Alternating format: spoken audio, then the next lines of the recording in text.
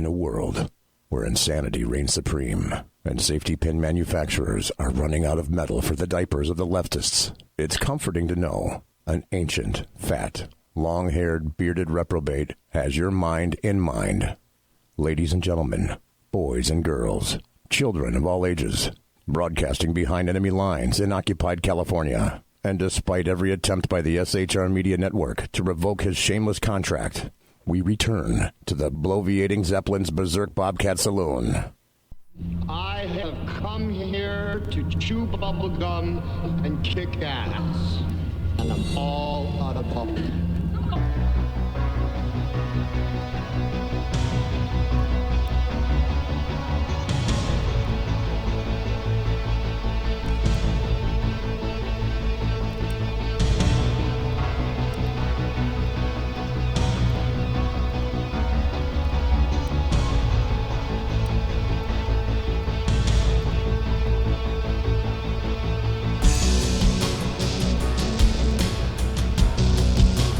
Ladies and gentlemen, boys and girls, children of all ages,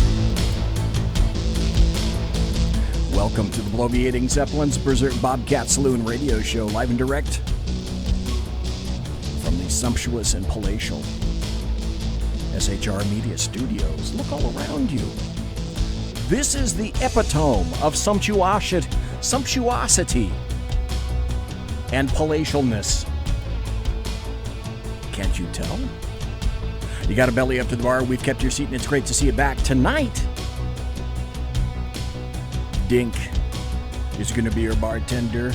Tonight, by the way, today is Tuesday, May 7th, the year of our Lord 2019. Dink is going to be your bartender tonight. He pours with the best of them, and the lava lamp is in fact lighted. To my left, your right over here, and it's on. And it's been on for a while. What that means is that you can listen and chat at shrmedia.com. We got 4 people in the chat room already, so come one, come all. We've got the Alaskan, we got Mike, we got Mary Brockman in chat. You want to watch the show? You can watch it on the Big Sarge Show Facebook page, the SHR Media Facebook page, or the SHR Media YouTube channel. You choose 3 streams simultaneously. And I gotta tell you, we don't water our drinks just like we don't water our conversation, politics, religion, crime, culture, economics, race, sex, science, law. We talk about it all right here at the Saloon. Nothing is sacred. The speech is free, but the booze is not. All that we ask is that you flush the toilet, jiggle the handle, and don't forget to tip your waitress. Tonight, an experiment of sorts. Now, BZ's going to conduct his standard show, and I tried to arrange a spectacular guest for you tonight. I'm not going to say who it was, because they kind of left me high and dry. Subject to renegotiation. Let's just say that, because bridges are not meant for burning. And this person may or may not be listening, probably not listening, and I really would like to have them on the show. And that still, that does not stop the show here at SHR. So there will be a show. I've got, in the meantime, tons and tons. You know me. I've got so much material, it's not even remotely funny, so we won't even remotely laugh at it. But I'm going to try an experiment tonight, and I will let you know when. If you looked... John Marr, welcome. Good to see you back. That's John Martin, I believe. Mary Brockman Kaiser. Great to see all of you. I'm going to get rolling with a couple of news articles and one article by Kurt Schlichter, and then we'll get into the great BZ experiment to wait and see how this happens. I tried it one time, and essentially nothing happened. But this time I actually advertised on social media. And I'm going to try to see if this will become a thing. It may become a thing, it may not become a thing. And that is that I'm going to make this Open Line Tuesday. What I mean by that is, after I get the show running and we go into a couple of articles and whatnot and some topics, I'm going to throw the number open. And the number, if you haven't seen in social media right now, it's area code 209, which, yes, area code 209 is actually around Sacramento. we ran out of 916 numbers. And so, has this happened to you in your area? I've been in Sacramento. I was born here, raised here the bulk of my life, went back east for a while, came back here, and then bounced around and went to D.C. when I was working for the feds, yada, yada, yada. Came back to Sacramento, to California, worked for a coastal sheriff's department. Worked for 2 federal agencies, then a coastal sheriff's department, then worked 35 years for the Sacramento County Sheriff's Department. So that's no surprise. Retired in 2016 there after 35 years full-time with SSO. So this historically has been the 916 area code in Sacramento for eons. Eons. Well, they've run out of numbers, apparently. And so 916 is split with 209. 209, if you had a 209 area code, you used to be up in the hills, up in the sticks.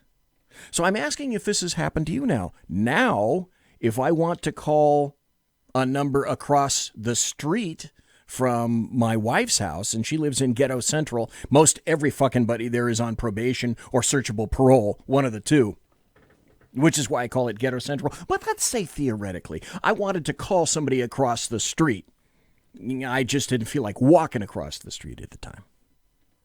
I'd have to dial a 1-916 and then 551 felon to get that guy across the street, who customarily plays his thump trucks and thump music loud from the inside of his house. So I have to dial a 1 and the area code to dial the doobie-smoking son of a bitch across the street from me. It used to be that I could go 551 felon and laugh at him. No, now I have to dial a 1 and a 916 to get 551 felon. That's how stupid we've gotten. So that's kind of how we happen to get a 209 area code for this.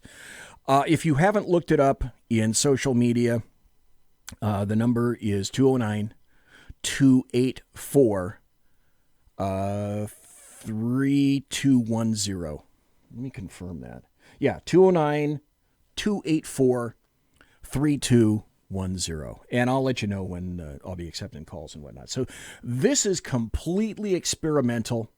Never really done this before, never put the number out in social media, never made the number public before. And I guess this is going to be the public number from now on because it's allegedly plugged into the board here. Oh, that's another thing. We'll see how well that works, because if you've noticed one thing, nothing else about the late night bloviating Zeppelin's Berserk, Bobcat, Saloon radio show, it's that BZ and technology are not necessarily like this. We're not necessarily talking all the time. We might be separated. We're not divorced, okay? And I haven't filed papers, and technology hasn't filed papers against me, but sometimes apparently we find ourselves separated a little bit. Maybe that's what I'll do. I'm hoping that tonight I don't find myself separated. Also, I reserve the right, I'm stealing this from Hugh Hewitt because he doesn't do it anymore.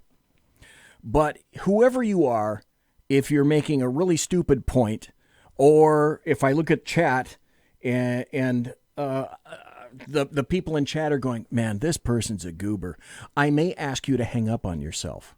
And if you don't hang up on yourself, I may hang up on you. The Alaskan said, how many lines do you have coming into the board? Well, Alaskan, it's like this. 1. Now, this is interesting because I've been told by Sackhead Sean that I have the capability to use conference calling on this. So I'm not sure how to do that. He showed me one time 2 months ago. Okay, so I'm in my 7th decade, and when you show me something one time involving technology 2 months ago. Where do you think that went?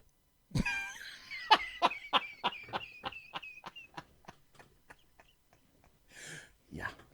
Anyway, thanks to Mike, thanks to Mary, thanks to John, thanks to Alaskan, thanks to Kaiser. Now, I have had Kurt Schlichter on the show 3 times before. The last time I had Kurt Schlichter on the show, a little bit less than a month ago, it was April. I wasn't expecting much, and I wasn't expecting my technology to work because the second time he was on the show, the technology was terrible, or he had a cell phone that was terrible. The third time I spoke to him, that was basically the best interview I have ever had with Kurt Schlichter, because don't tell him, but here's what I try to do. He says things on my show that he doesn't say on anyone else's show, because after all, this is a late night show. And last time, if you want to find out, you can go to Spreaker, Spreaker.com, and put in Berserk, Bobcat, Saloon Radio Show. And once you get all those shows, you can put in Kurt Schlichter, and then or you can, in your favorite search engine, you go Kurt Schlichter, Berserk, Bobcat, Saloon Radio Show, and you can listen to the last one. It was a great damn show, and that's why I continue to read Kurt Schlichter stories. Here's another one, and this is great. This just came out yesterday. He writes 2 articles a week at townhall.com. And I highly recommend you read townhall.com, but specifically, they come out Monday morning and I believe Thursday morning at townhall.com. 2 articles a week from Kurt Schlichter. And this one is grand. This is called Our Lying Garbage Media is Lying Garbage, but you knew that. Dunking on the mainstream media is as easy as tripping a fat kid in a cast. Except we would probably feel sorry for the fat kid in a cast who we tripped and sent slamming into the pavement pie hole first. Unless the fat kid in the cast was a mainstream media journalist, who, by the way, BZ calls the American media maggots. In which case it would be totally hilarious. They hate you, so feel free to hate them back. The MSM was not infuriated with Donald Trump when he called these hack transcriptionists for the liberal state the enemy of the people because he was lying. The MSM was infuriated with Donald Trump because he was telling the truth. They know that they hate you. They know that they eagerly embrace their role as the high-pitched mouthpiece for the coastal elite. They just don't want you to know it. But we do know it. We are woke. Now we just need to get the rest of the potentially militant normals out there woke too. Once we do that, we can see about finishing the toppling of our corrupt and incompetent ruling class, a job we started when we elected the Donald. Destroying our garbage mainstream media is a key component of that laudable objective. The mainstream media is our enemy. That's undeniable. To deny it is to deny what we see and hear with our own eyes and ears every day. Don't be the media is garbage denier. It would be like denying climate change if climate change was a real thing instead of a media-driven scam designed to take your money and freedom. Worse, the mainstream media is an enemy that considers you unworthy of the courtesy of not lying to your face about obvious things. Liberal journalists have such contempt for us that they won't even make the effort to gaslight us properly anymore. Maybe it's because liberal journalists think that you're dumb. Maybe liberal journalists are themselves dumb, or maybe, probably, it's some combination of the two, but they are no longer even showing you the respect of trying to pretend that they are not lying to you. For example, look at the whole Russia, Trump, treason, collusion, emoluments thing. The last week was dedicated to trying to crucify William Barr for a couple of months ago. Stop. Just for a second. Want to let you know that I'm going to have an SHR special report this Thursday about William Barr and what he portends. Because tomorrow, allegedly, this is an aside, as you can tell.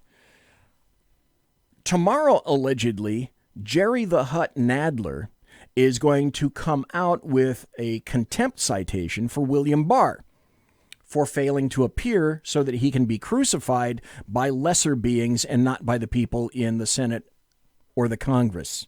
He wants staffers to quiz him, and basically Barr said, no, that's not happening. And they also want him to produce the Mueller report. Well, stop right there.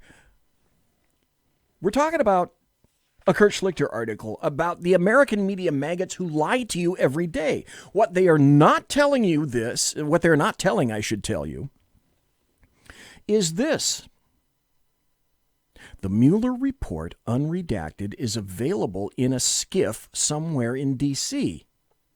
All the Democrats have to do is walk their lazy asses over to it, open the door, walk in, sign in, because you can't take it out of there. You can read it. You can't take a photograph of it. You can't make a copy of it, but you can read it and see its contents. So the line that the Mueller report is unavailable, the unredacted copy is unavailable, is unmitigated bullshit. Furthermore, I should care to point out that the Democrats have told the rest of the Democrat fleet, the Democrat leadership, air quotes, has told the rest of the fleet, you're not going over there. So it's a matter of, I know, we'll cut off our nose to spite our face, and we know that the American media maggots will cover for us because have you heard that they have the ability to use a little shoe leather and go and look at a copy of the report themselves? No, you haven't heard that. No, what they want is the report unredacted, gift-wrapped, and stroked, and snuggled, and taken by Barr and transported by him into Senate chambers or congressional chambers. And that's not his job. He's made it available. So when you hear anyone in the American media maggots tell you that Barr's refusing to show them, you know that it's crap. Hashtag just saying. Worse, the mainstream media is an enemy that considers you unworthy of the courtesy of not lying to your face about obvious things. Liberal journalists have such contempt for us that they won't even make the effort to gaslight us properly anymore. Maybe it's because liberal journalists think you're dumb. Maybe liberal journalists are themselves done. Or maybe probably it's some combination of the two. But they are no longer even showing you, me, you, us, the respect of trying to pretend that they're not lying to you.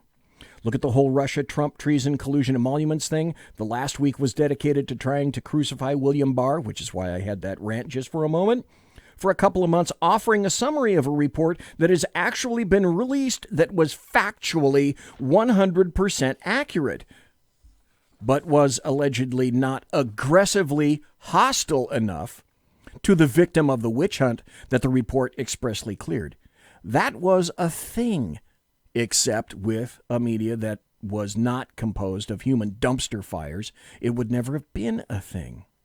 If we had a real media, the story would have been bitter liberal Hillary donors on Witchfinder General's team make pathetic play to try to cause further political damage to guy who was too clean for them to frame.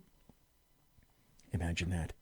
Traveling Cynic, welcome. Good to see you. Simone, great to see you as well. But we don't have a real media, not in the sense that a real media would be composed of neutral truth tellers who let the chips fall where they may and have no agenda or favorites.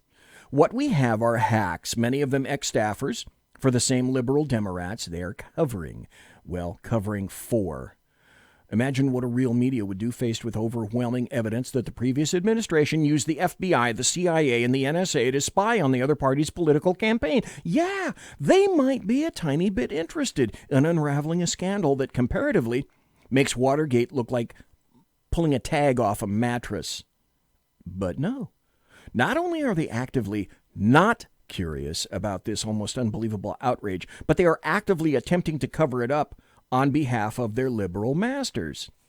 How dare you call covert surveillance of an opponent designed to secretly obtain confidential information spying? They fume. They're lapdogs of the liberal elite, and everything they write is designed to promote an agenda designed to disarm you, impoverish you, and silence you. Kurt Schlichter writes, here's the Kurt test. Name one liberal media objective that, if implemented, would allow you to earn and keep more money and/or would make you freer. Go on. Try. Stop. I've been saying that for quite some time. I said it on the show probably 2 weeks ago. Name me one thing that the Democrats have done that increased your freedoms or liberties and removed or reduced regulations that made you a freer individual. Name one. Kurt Schlichter says the same thing. Go on, try. There is none. They want you to be a hybrid of a piggy bank and a serf, just like the official Democrats do. And they are such intolerable hypocrites. Take their insufferable posturing as uncompromising advocates for free expression. Just the other day, it was World Press Freedom Day, which resulted in an utterly predictable circle of self-love. Among those paragons of press liberty, yeah, they are brave firefighters battling to tell the truth instead of pathetic scribes obediently gacking up wherever leftists vomit their masters require. Ew. That'll stay with you for a while. Here's how they celebrated World Press Freedom Day, by ignoring the suppression of the press freedom of people they don't like. This week, a bunch of journalists got banned off Facebook, but they were unapproved journalists, so there was nary a squeak from the approved ones. Nor was there any comment on the continuing fascist oppression of dissent on college campuses, which provides a preview of what the liberal elites hope to impose throughout America. Stop. Stop. That is so true. Look at today's college campi all throughout the fruited plain. And whatever you're seeing on the college campuses today, that's the world under which Democrats, leftists, and the American media maggots want you to operate. They want to throttle everything that isn't their speech. Look at a college campus today. That's what the Democrats, the leftist Democrats, and the American media maggots, that's what they want for you. Oh, the liberal journalists won't come out and say they support censorship, but they do. There's always an excuse, always a reason why shutting up a conservative is just fine. Oh, so-and-so is an extremist. He's uttering hate speech. He's dangerous. Why, gagging him is cool because Face Twittergram is a private company. Their lame excuses for censorship may change, but in the end, every time, you'll find the final conclusion of our glorious mainstream media guardians of free speech is that prohibiting the conservative opponents of their masters' free speech is A-OK. The mainstream media was a lying garbage institution that considers truth to be an obstacle to its agenda. Join me, Kurt Schlichter writes, in making a personal commitment to cause the media harm in any lawful way possible. Never spend a dime on the mainstream media. Given the choice between gouging out my eyeballs and watching the broadcast network CNN or MSNBC, I'd go for the gouging. I haven't paid for a newspaper since Elizabeth Warren was a papoose. Okay, that's why I like Kurt Schlichter. Highlight media failures and humiliations to the unwoke on social media and in person. For instance, if you see some poor sap reading the Washington Post, you might ask, did you know that paper called Louis Farrakhan Right Wing? Can you trust anything it says? Stop. Now at home, perhaps some of you are, and I appreciate, let me tell you this. The folks that are listening right now on the Big Sarge page on Facebook, that are listening on Redcon 1, whose name is changing to Big Sarge, or you're watching on the SHR Media YouTube channel or the SHR Media Facebook page, number one, come over to the chat.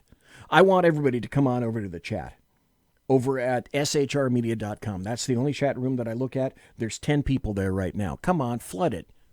Come on over. You know you want to be in the chat room. I'd love to see you there. So come on over, shrmedia.com. But did you know, folks, that the Washington Post, as Kurt Schlichter writes right here, the Washington Post, and I looked this up, the Washington Post had an article one time that called Louis Farrakhan right wing. And if you watch my social media tweets and Facebook posts, you'll know the 5-letter thing that I frequently write, AYFKM, as in, are you fucking kidding me? No, I'm not. By the way, if you ever read that, that's what it stands for. Never talk to a mainstream media reporter unless it helps you achieve one of your goals. I've been a source for several and cut them off when they stopped providing me value. I find that very interesting from Kurt Schlichter.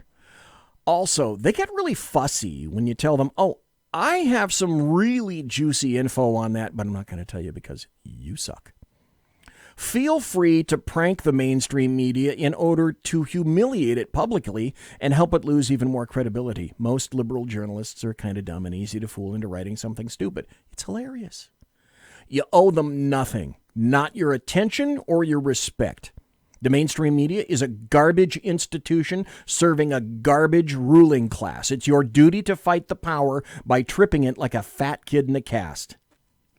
I had a real problem trying to write about the media in my action-packed and occasionally hilarious novels about the United States split into red and blue, People's Republic, Indian Country, and Wildfire. Stop. I had Kurt Schlichter on. I pimped his books, and I'm going to pimp his books right now. We got about 2 more minutes before the bottom of the hour break. We're going to cut to the break, and then we're going to open some damn phone lines and see if anybody feels like chatting to me. But anyway, Kurt Schlichter has written some fiction books which envision... And can you tell me, can you sit or listen to me? And American truckers, if you're driving in the truck, don't fall off, don't turn off the road or anything like that when you hear this. But can you absolutely assure me that somewhere down the line there isn't going to be some kind of a push from people who have taken it so long, and the leftists are pushing this of their own accord, where people are going to say, I've had enough of your crap. Splitting the United States? I don't think that's too bad a thing for me. Well, that's what the Kurt Schlichter novels talk about. When various leftists and conservatives have had enough and they let leftists do what they will and they create their own basic government. Read the books. See how I did.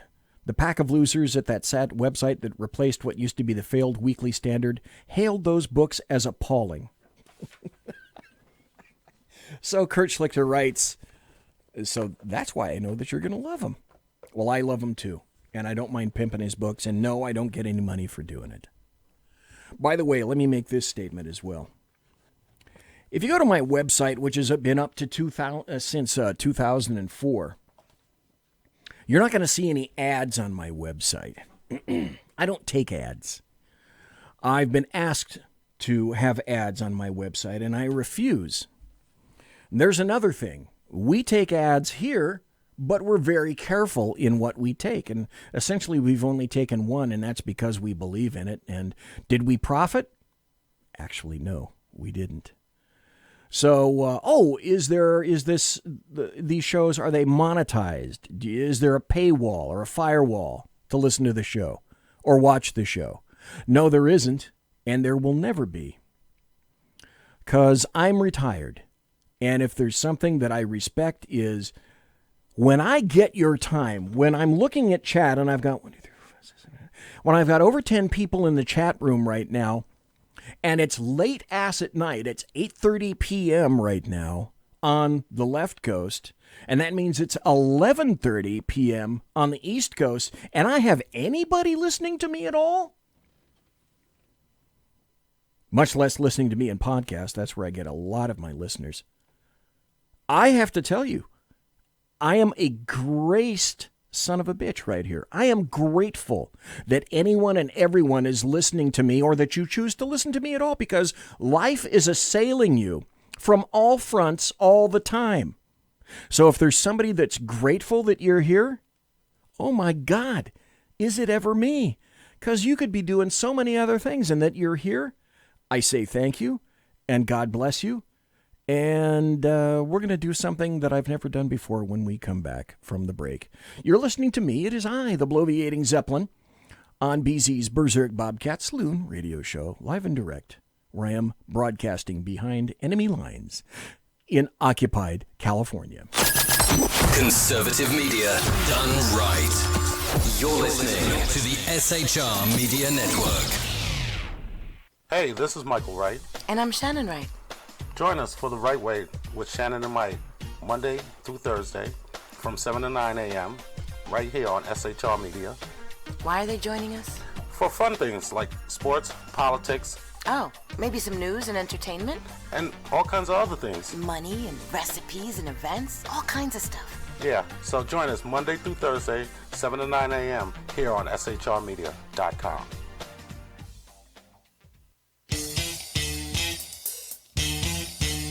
From a public locker inside a dilapidated Long Island rail station comes a show designed to piss off liberals using truth, facts, and ridicule. The Lid Radio Show, featuring the conservative voice from the People's Republic of New York, the Lid himself, Jeff Dunitz. Tune in every Wednesday at 2 p.m. Eastern, 11 a.m. Pacific on the SHR Media Network. Go to shrmedia.com. At Lid Radio, we fight for the truth, justice, and a good kosher T-bone. If you don't listen, Hillary Clinton might sneak into your bedroom in her housecoat late at night and blame you for her election loss. It's the Lid Radio Show with Jeff Dunitz.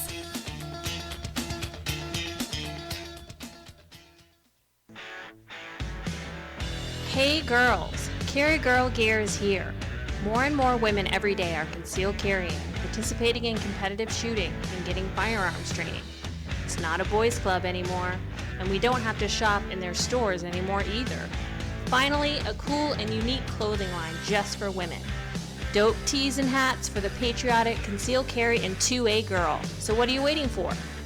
Go check out carrygirlgear.com today. It's your business diva here, Melanie Collette. I am inviting you to a front row seat as I discuss some of the most intriguing details of wealth and finance with today's movers and shakers in the world of business. Listen in and discover financial truths on a global, domestic, and household scale. Uncover topics that will impact your wallet today and in the future. Money Talk with Melanie airs Monday through Friday, 5 p.m. East, 2 p.m. West, right here on SHR Media and High Plains Pundit Talk Radio. You can't afford to miss it.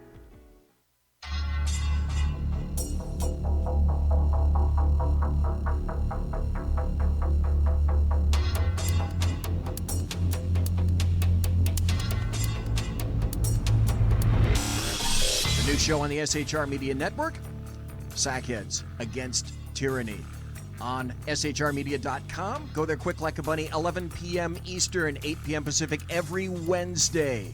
Live and direct on the SHR Media Network. shrmedia.com. Be there.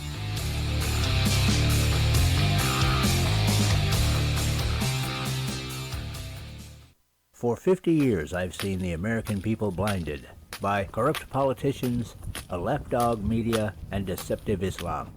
The one thing the elites fear is one man with a cane. I'm Dave Milner.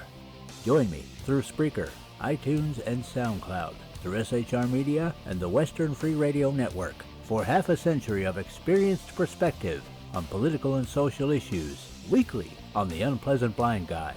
And catch me on Jeff Mitchell's EDL Radio on blogtalkradio.com. There's no surrender, ever. Because truth is not always pleasant.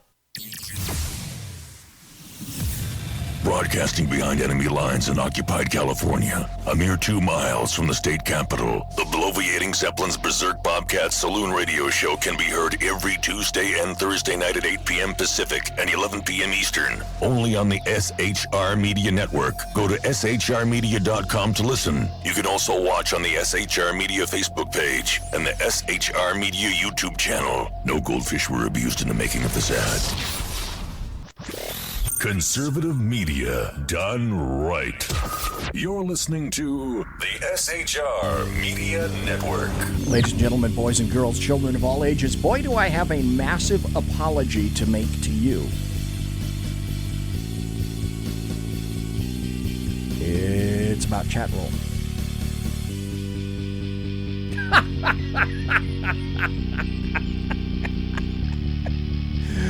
John Marr just said in chat. Okay, let me tell you what the issue is first, and then I'll get to what John Marr said.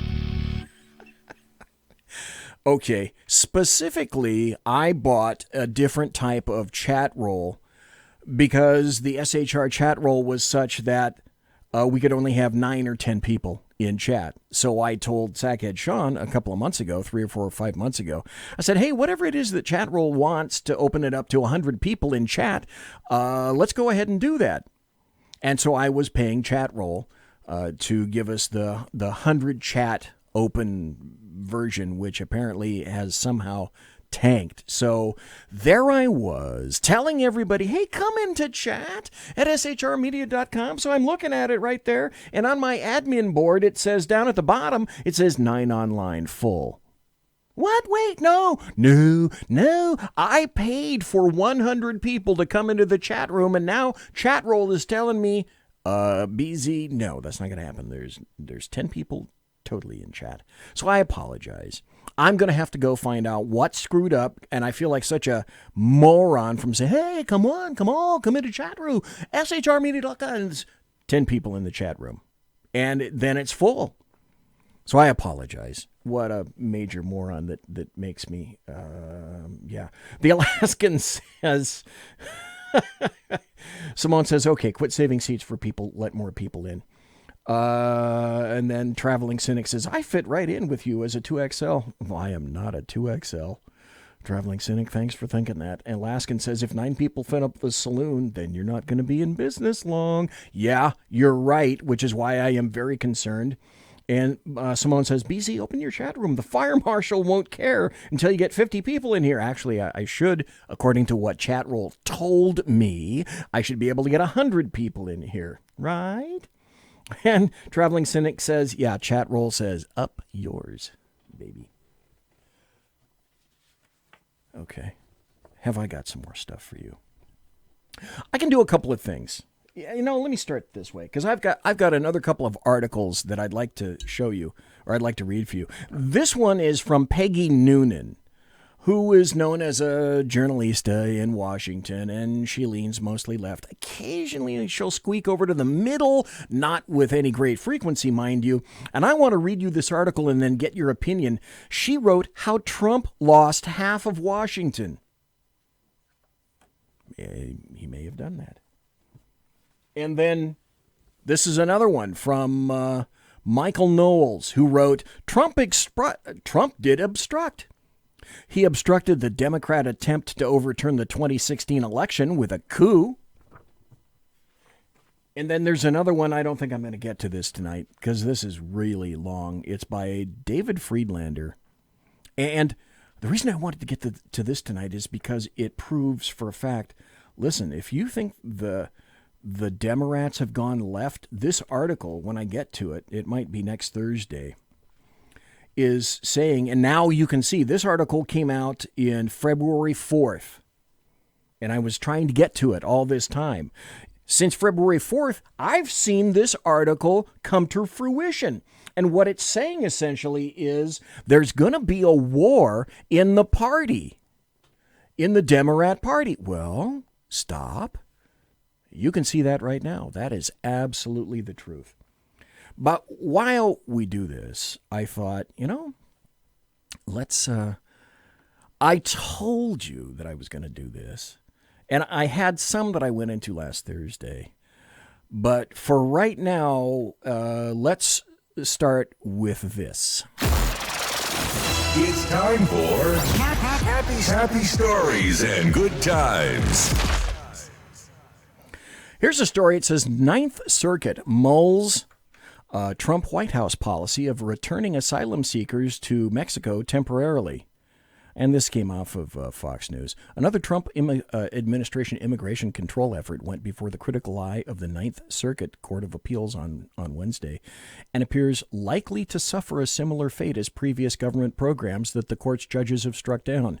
The case before the 3-court judge panel examined the legality of the Department of Homeland Security's migrant protection protocols, an initiative announced in December to address what the feds called the drastically escalating burdens of unauthorized migration, which is causing irreparable harm. So Judge Paul Wofford Walford took issue with how the migrants have been processed and whether the government giving them a fair opportunity to express their concerns about returning to Mexico. And apparently the Ninth Circuit is going to take this up. I'm kind of shocked at that. I can't say that this is a happy story per se, but it's in the minds of folks that are on the left of the equation. And I'll tell you what, it looks like I am getting a call. So tell you what, let's do this. Okay, unidentified caller. This is what I'm getting before. Doggone it. I was getting echo. Let's see if I can adjust this. Caller, do you happen to be there? And caller, do you have your phone open? Because I just tried this thing. Son of a gun, why is it doing this? And moreover, what do I have open here? If anything, I don't have that open. Okay. And further... Okay.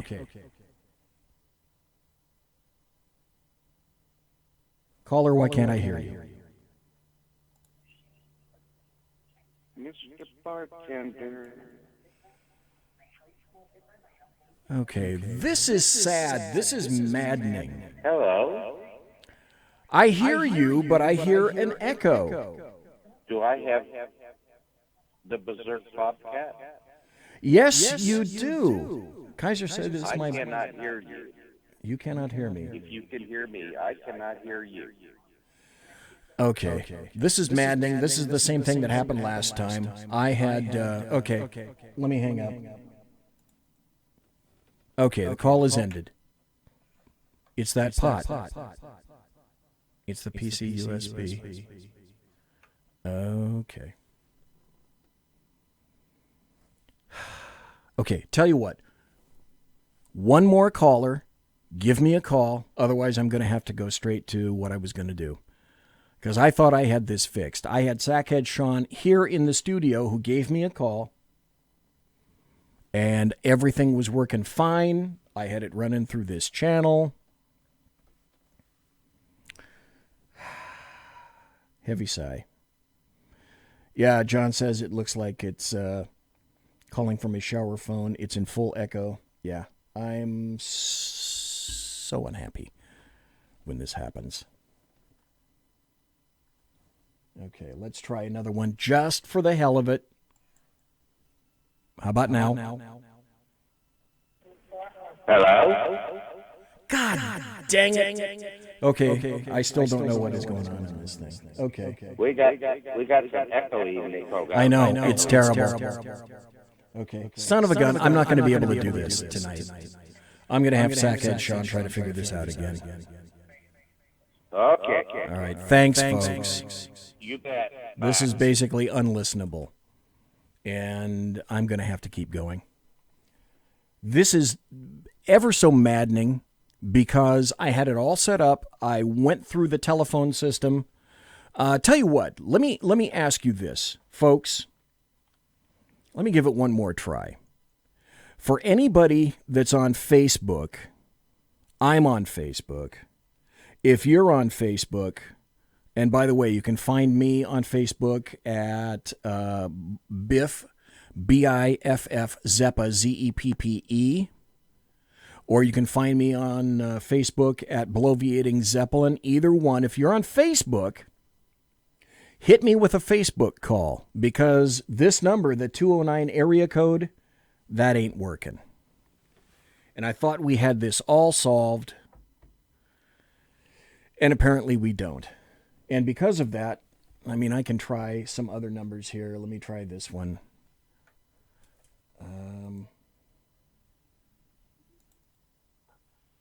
Okay, anybody there?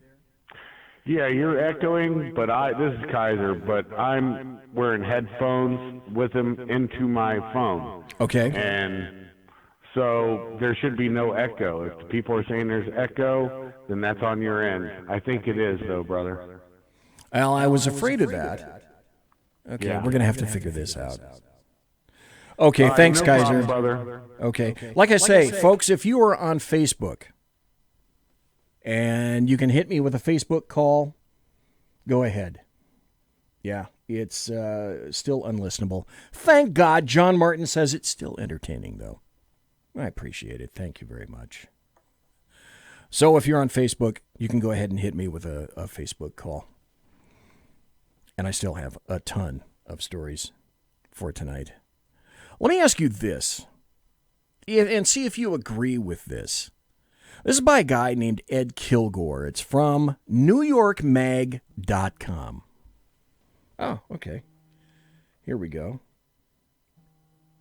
Here's a Facebook call. It looks like... Hey, BZ, this is Kaiser. How do you do, sir? This any better? Yeah. This any better, brother? Yeah. Cool. It's because you're going it must through... just be your phone line. You're going through an entirely different input. You're going through an entirely different slider. It's not the one. Yeah, Mike just sent me something through Messenger and said I just missed a call from you. Mike, if you're on Facebook and you want to call after Kaiser gets through, yeah, you are more than welcome to, because it's quite apparent the 209 number is not going to work tonight. Anyway, thanks for that. I still have to pin down, and it's so frustrating because I just had Sean, who was here, and then he left, go into the room around the corner, call me on this number on his phone, and it worked fine. Now we get an outside call, an outside number from not around here at all, and I get this terrible echo.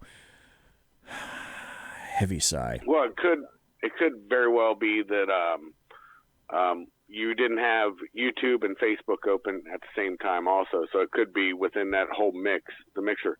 But my thoughts are, look, your thoughts on what they're trying to do to Barr, I believe they're half right. The full intention, I think, of the Democrats is, releasing unredacted stuff. You and I have both been to SCIFs and had to read things that were very sensitive. That's all I'll say, probably in our lifetime. That would be correct. And, yeah.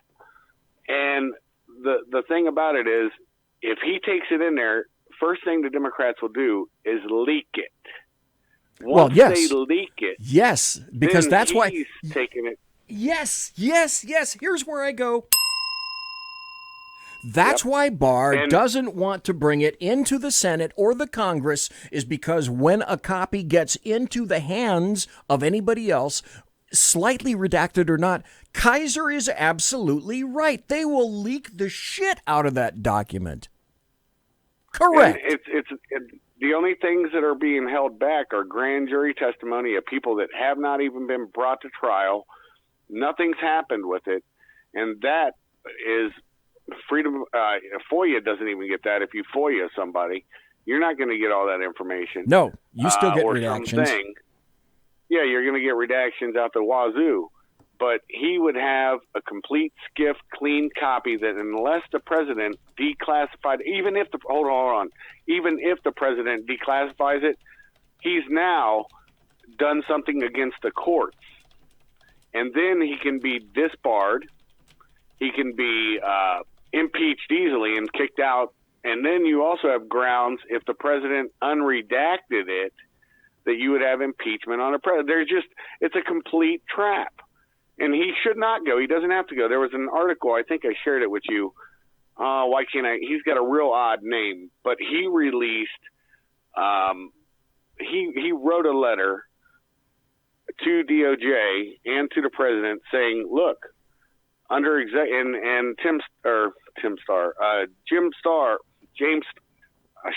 Starr, the prosecutor, Ken went Starr. after Clinton. Ken Starr.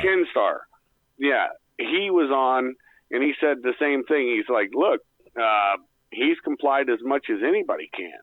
And for them to say he's in non-compliance is a total non-starter. And if I can sit here with my filthy olives, eating them in Kaiser's Castle in the war room, and I know this, and BZ knows it, in the chat show, with the lava lamp lit, I think these Democrats and their lawyers probably know this too. And that's the thing. The Republicans, I can't say that, but they're feckless right now in the Congress, and the Senate really needs to step their game up. It is two bodies, and the Senate can slow walk everything they send up to them. And the Congress are dead step that they're not going to give Trump any wins. So any funding that's even necessary is not going to come out of this Congress now. And that's what I think they're doing. They're slow rolling everything.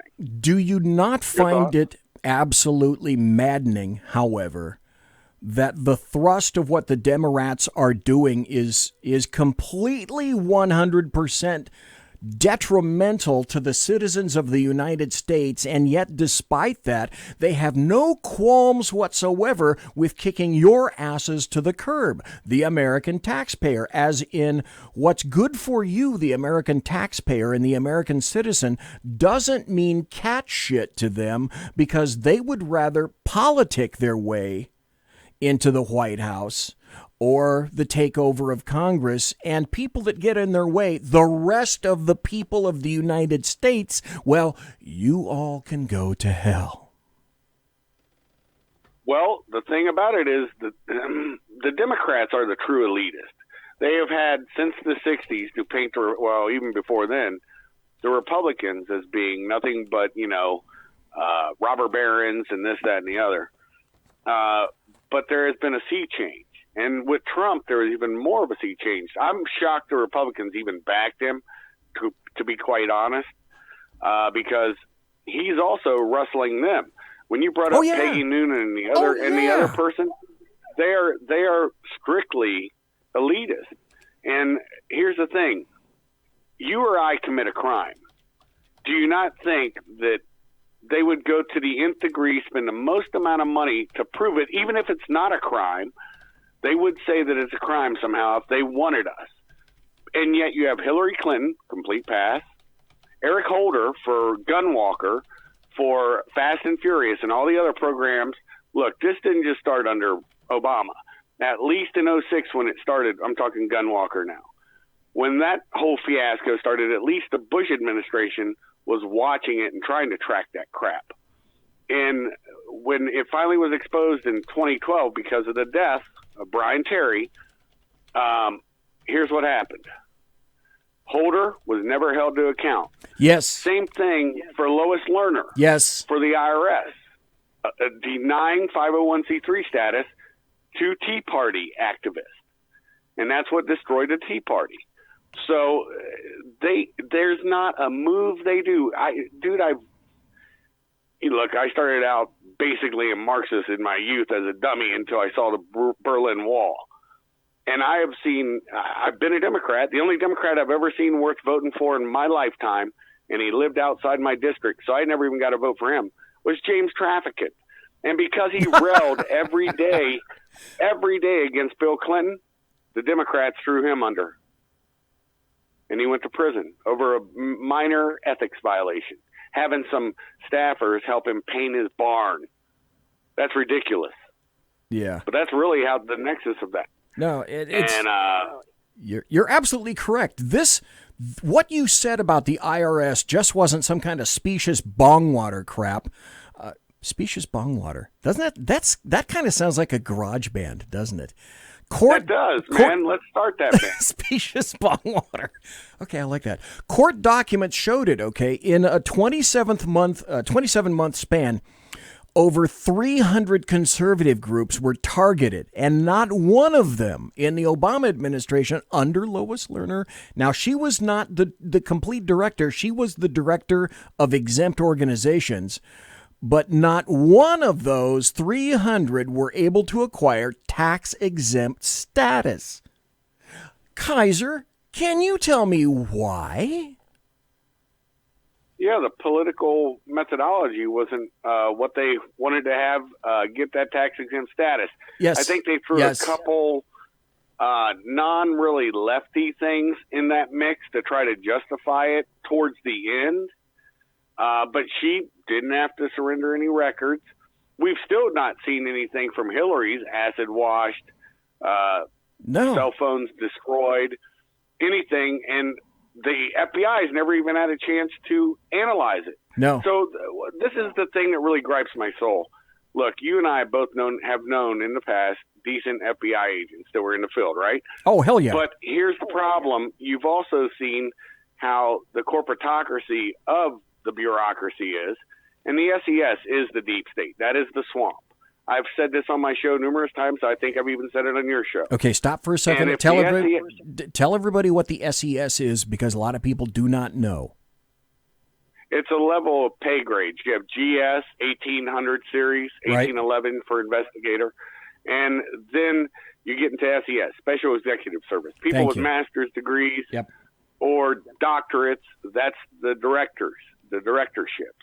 And it's real political at that time, and they're making a lot of money. They're making some scratch. We're talking six figures. And so like you were saying earlier, the problem is they give that corporate cram down that, no, we're not going to prosecute this. Well, guess what the rank and file is going to do? They have no power. They can't do anything. So they'll go along to get their damn retirement. And nobody says anything. And when they say, well, it's not the rank and file, I get it on one level. But, brother, I left federal service because I saw the corruption. Any man that, anyways, that's my 2 cents. I don't want to go on my rant, but we've talked offline, and I've seen some shady crap. Oh, hell yeah. Cover-ups and everything. What's the first thing that Lois Lerner did? Here's what she did. Do you solemnly swear that the testimony you are about to give will be the truth, the whole truth, and nothing but the truth? Please be seated. Let the record indicate that the witness did answer in the affirmative.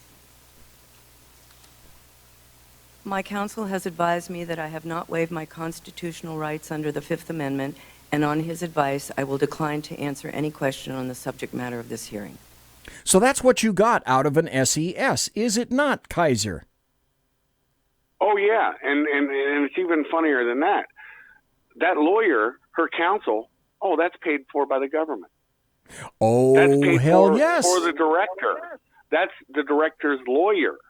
And everything they do is through legal. But see, you don't have a lawyer when you go in front, unless, it's some criminal or something. But I'm saying you don't have one on call at your disposal for anything until you need it. But they have one, they can just pop in. Hey, Joey, what do you think about this? What do you think I should do? Oh, man, just don't do anything. You've talked to me, so you're under my advisement. Take the fifth. That's honestly how simple it is. And guess what? It didn't cost her a penny. No. These people don't experience any pain for anything they do. Exactly. They don't suffer the consequences that regular mortals would suffer. No criminal charges were ever filed against IRS officials. Why would there be? There's no bias there. There's nothing to see. You got to move along. This isn't the corruption you're looking for under the first actual black president of the United States of America. The situation led to this, where the guy that was the actual IRS commissioner at the time was named John Koskinen, and he was rightly accused of running, and this is a quote, the most corrupt and deceitful IRS in U.S. history. When were you told about the problems with the Lerner emails? February? Pardon?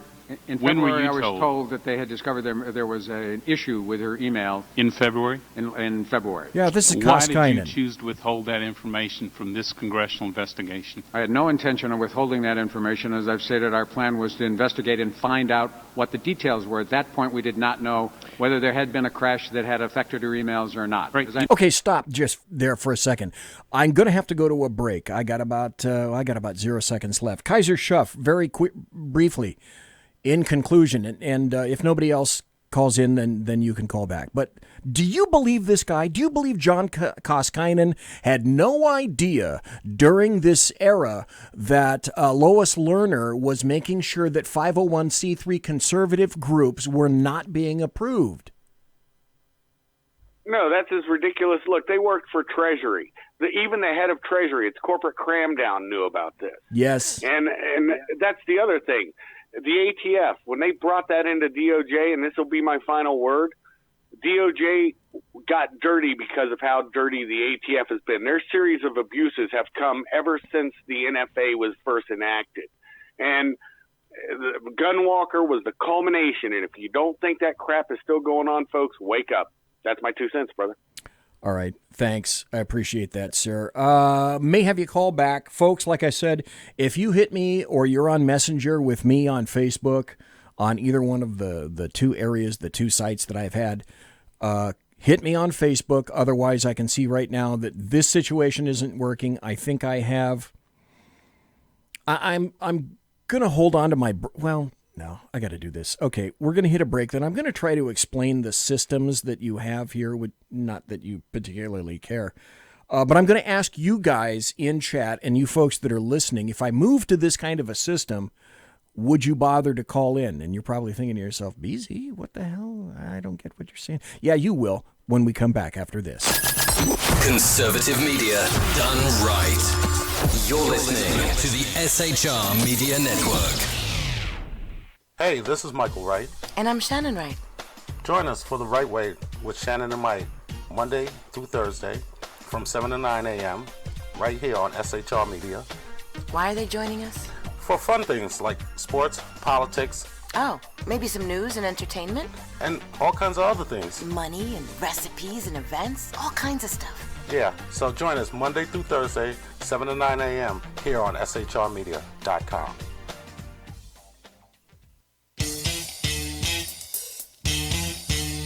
From a public locker inside a dilapidated Long Island rail station comes a show designed to piss off liberals using truth, facts, and ridicule.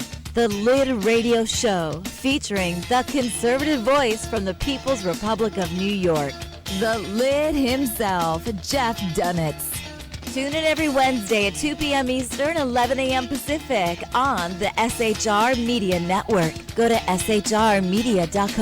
At Lid Radio, we fight for the truth, justice, and a good kosher T-bone.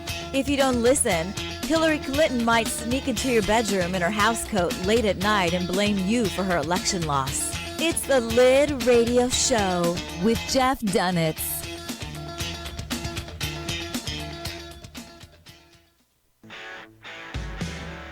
Hey girls, Carry Girl Gear is here.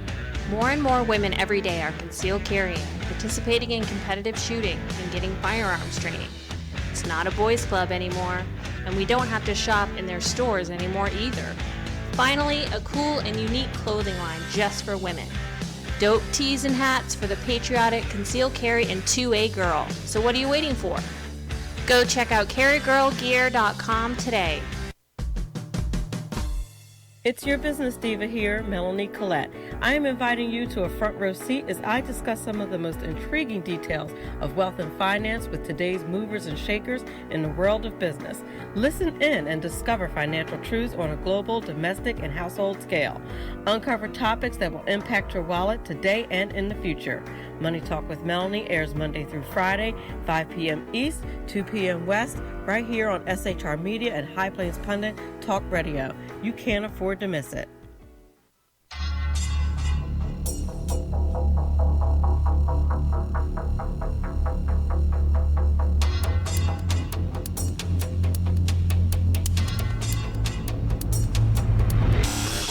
The new show on the SHR Media Network, Sackheads Against Tyranny. On shrmedia.com. Go there quick like a bunny, 11 p.m. Eastern, 8 p.m. Pacific, every Wednesday. Live and direct on the SHR Media Network. shrmedia.com. Be there.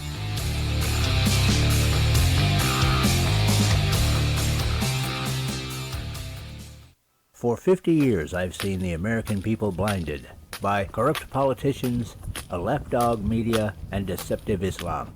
The one thing the elites fear is one man with a cane. I'm Dave Milner. Join me through Spreaker, iTunes, and SoundCloud, through SHR Media and the Western Free Radio Network, for half a century of experienced perspective on political and social issues, weekly on The Unpleasant Blind Guy. And catch me on Jeff Mitchell's EDL Radio on blogtalkradio.com. There's no surrender, ever. because truth is not always pleasant. Broadcasting behind enemy lines in occupied California, a mere 2 miles from the state capitol, the bloviating Zeppelin's Berserk Bobcat Saloon radio show can be heard every Tuesday and Thursday night at 8 p.m. Pacific and 11 p.m. Eastern, only on the SHR Media Network. Go to shrmedia.com to listen. You can also watch on the SHR Media Facebook page and the SHR Media YouTube channel. No goldfish were abused in the making of this ad. Conservative media done right.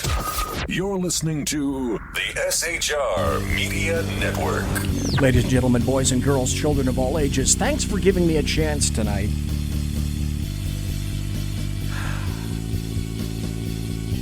I don't know if for a fact I deserve it. Because I've just been hyping the crap out of a show that is technologically tanking on 2 levels. Which is really sad. However, I know already inherently that I have a great chat room, if for no other reason than this. You guys have sent me 2 suggestions to fix the chat roll problem and to fix the phone call problem. And I said at the, just before we went to the break, I said, okay, I'm going to ask you a question. Now, what I tried to do with this show, and until I got to SHR, you didn't call in, you didn't have sound quality, blah, blah, blah. That's been, if nothing else, my goal at SHR has been to make the sound quality excellent, not just good or okay, but excellent, and then to try to see if I can spoof up the phones somehow. I think I know what happened to chat roll because when we went over to the new computer that's sitting under the desk, my guess would be maybe we didn't re-up the chat roll thing. We'll figure that out. And also John from chat has also said, okay, here's a chat substitute. So we're going to be looking at that. I'm going to be looking at that. The thing that I want to ask you is this, and I'm not sure if it's freeconferencecall.com, but I see that Redcon1, Big Sarge, and I think Ken McClinton also has phone systems where you call a number, and I think you can conference call. You call a number, and then it gives you, a 5 or a 6 or a 7-digit code, and you enter the code, and then you hit pound, and then you're lined up in the call system. So my question for you would be, what I tried to do is make this show as close to a regular call-in show as possible. Here's a number that you call. You go right on the air. That's apparently not working quite so well. So let me ask you this. Would it be a pain in the neck for you if I were to go to a system similar to what they have insofar as you call a number, it answers, it says, hey, input your X number digit PIN followed by the pound, and then I pick you up as you come in. In other words, you'd have to essentially enter 2 series of numbers. That kind of pisses me off when I do that, and I have to call into somebody's show to do that. But I don't know if that's the norm anymore. Maybe it is the norm, and I'm just being persnickety. So I think my question to you guys listening, and you can hit me in chat, or you can hit me at on Twitter, at BZEP, at BZEP, or you can hit me on Facebook. Just let me know. Biff Zeppi or Bloviating Zeppelin. Just hit me and let me know if this is too much of a pain in the ass for you, or it's something, to get on the air that you'd be willing to do. Apparently, a lot of internet shows are transitioning to this. I apparently have been attempting to avoid that. And I think you can see the results, or the lack thereof, speak for themselves. So, we had Kaiser on, and now I'm going to see if Mike was waiting. Mike, are you there, sir?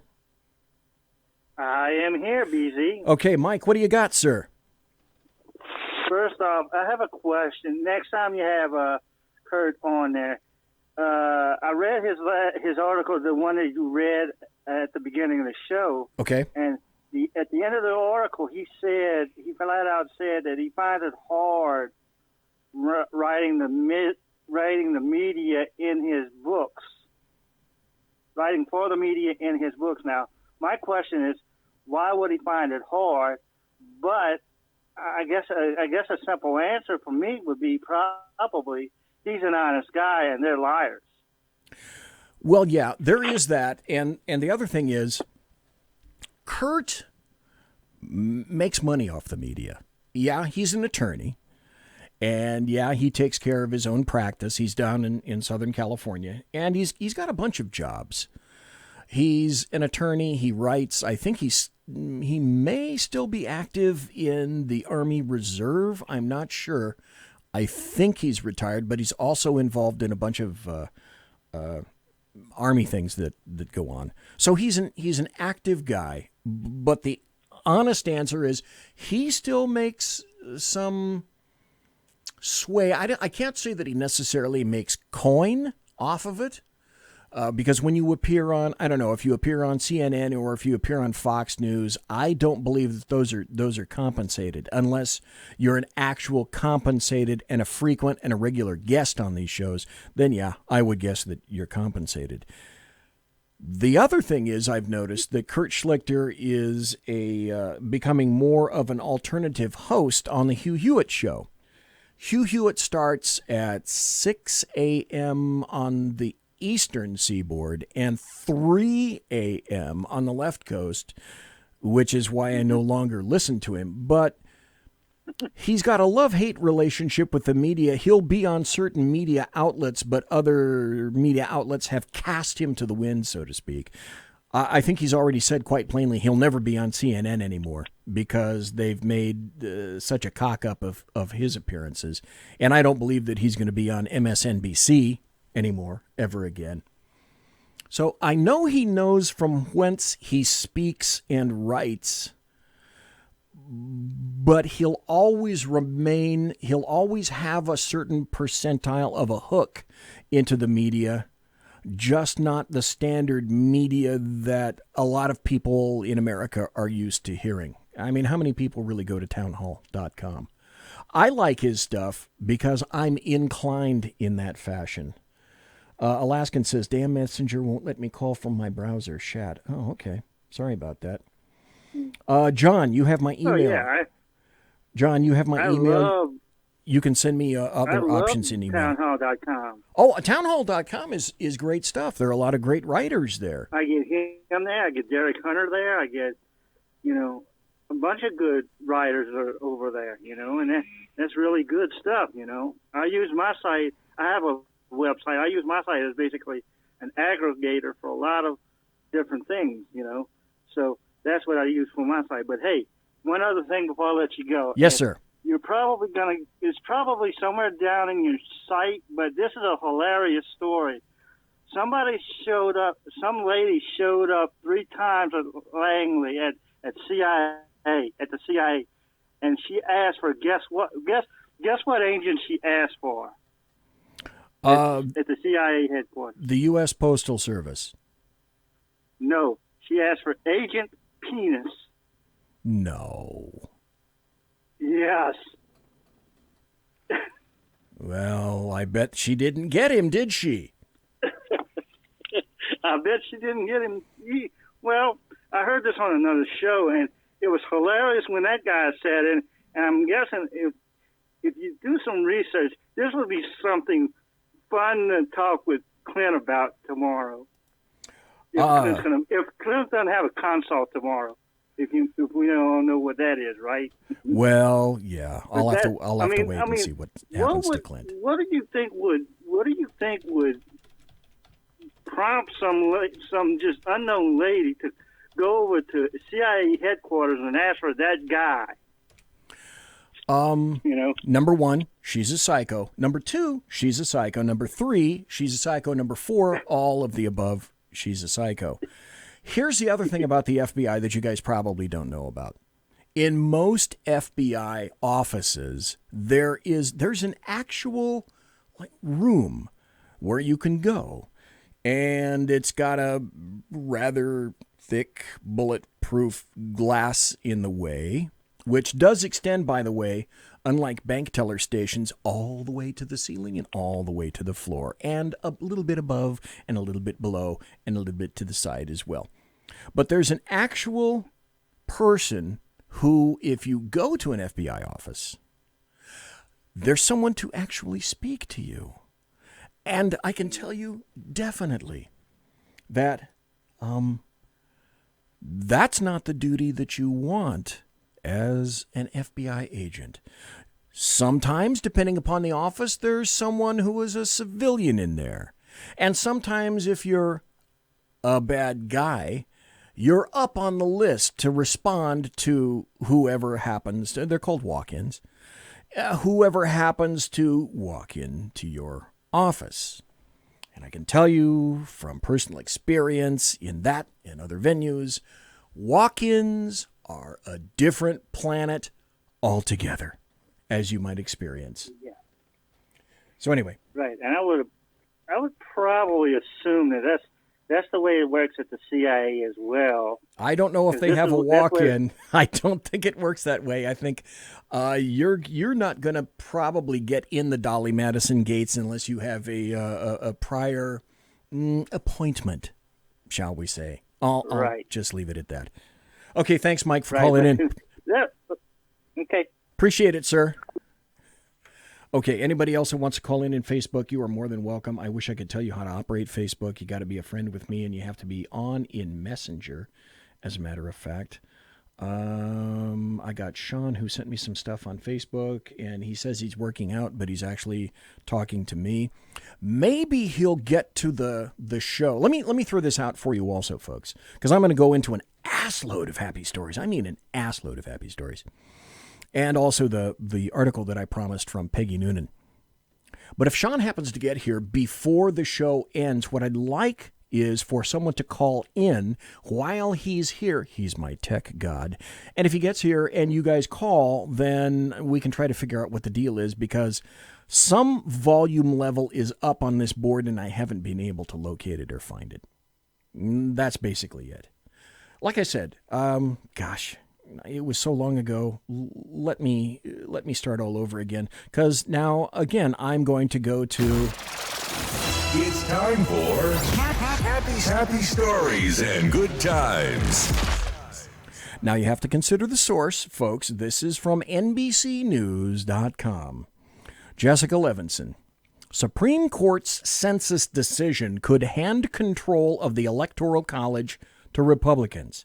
Now, if you know anything about the Constitution, Alaskan says, I got you on speed dial. Kaiser says, yeah, you can walk into any embassy and talk with the CIA and DIA. Kaiser, Jesus Christ, mister. Yeah, walk in for the FBI. I don't think you're going to get too many walk-ins for the... Kaiser says... he says, imagine me as a walk-in. Okay, Kaiser, I would like to imagine you as a walk-in. Yes, indeed. No, I did want to let you know, you can't at Langley, or you can't at the Crystal Palace, but every embassy, if you have a national or something like that, walk in, and they say they have information, guess who's doing the debriefing? It's either going to be CIA or DIA. Yeah. And that's at every embassy. But here in the U.S., you know what I'm talking about, the clown world that you get. You know, UFOs have landed, and they've told me this, that, and the other. Okay, quick story. You know what I'm talking about. Oh, God, do I ever. I got to tell you a quick story. So I'm that guy one day. And so somebody calls me and says, you got to come to the front. You need to see this. Okay, all right. You know, and when you get to that agency and you're the new guy, you got to expect that you're going to get new guy stuff, right? So I got new guy stuff. And beyond the glass was a guy, and we talk about this. We rib about this, and cops rib about this, and I'm sure military folks rib about this, but there in front of me, honest to Christ, was a guy about 6'4", probably weighed 320, 340, huge guy. And all about his head was the most superbly crafted skull plate of aluminum foil that you could possibly imagine. And out of his ear was sticking some kind of a device, and this is back when these were, you really didn't have these kind of devices for cell phones and whatnot, because there really weren't very many cell phones back then.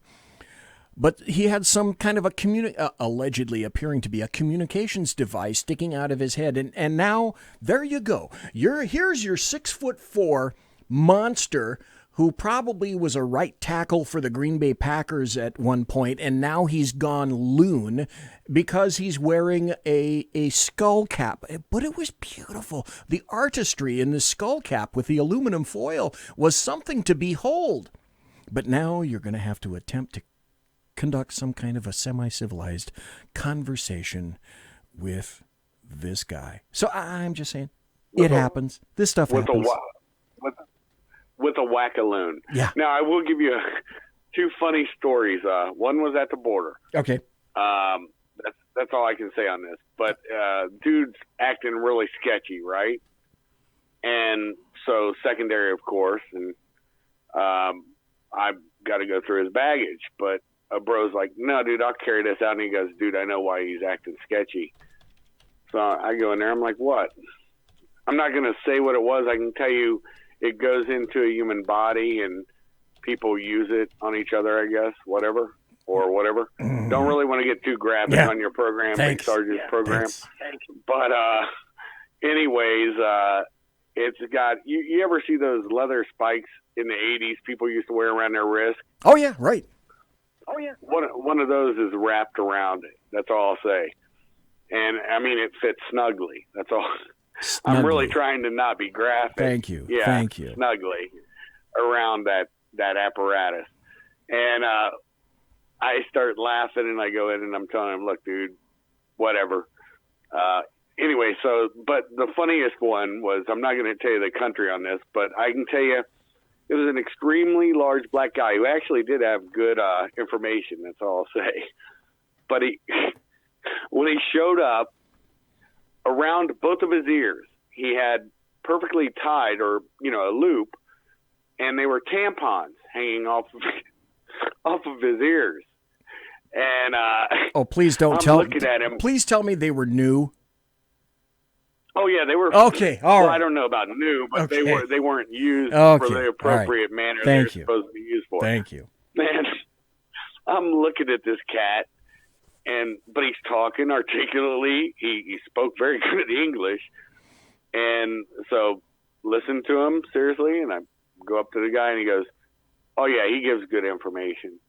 He goes, "We'll check on that," and it was actually good information, but to keep a straight face with somebody like that, that's what the civilian populace never get to see. They may see Chicken Joe pushing a cart up and down the highway and whatever psychological problems he's got, but they never see the kind of psychological and weirdness that any cop sees. And that's why out of everything, even the people that are corrupt, the stuff that they saw, I kind of get certain things about them, because you never see anybody in a positive light, copping or as an intelligence guy.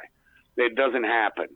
You're not going to see them in a good light. They are at the lowest ebb of their life, usually money, whatever, psychologically. But these are realities, and just something I wanted to add in, because you hit a subject that I was like, man, I got those two stories that'll make you laugh, and then yours topped mine. I couldn't imagine rolling in, seeing a dude with a perfectly skull. And what was that thing in his ear? Did you guys ever find out? Or no, it was, well, it turns out that it was nothing more than just an earplug that he bought at what used to be like a Long's or something like that, some kind of pharmacist thing. But he would occasionally ask himself a question and then answer himself as if he's listening to whatever the little earpiece was saying.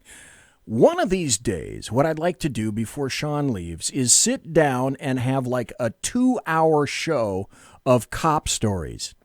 Because as you might expect, a lot of my cop stories are sufficiently old that the people and the places have changed. But, oh my God, the crazy stuff I could tell you. the crazy shootings that I was involved in, getting shot at, people that I found in your beat, here's an example, because the guy that was in front of the FBI office window just reminded me. Every cop in a district or a beat or a precinct or a given area that he or she has to patrol, every cop has the genetic mutants that they have to deal with, and then there are the what I used to call back then the RGMs, which were the recurring genetic mutants that you had to deal with. Because if you saw one, you'd probably see another. And it was just when I was working District 4 for the county, I had about 2 or 3 regular RGMs, regular genetic mutants, recurring genetic mutants. One of them was a guy, and I can say his name now because this was so long ago. My guess would be if you were a cop, and Kaiser, you can probably weigh in and tell me this or not.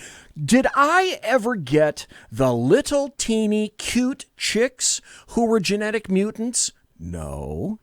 Did I ever get the RGMs that were like regular normal human beings, like maybe 5'9", 5'10", 150 pounds? No.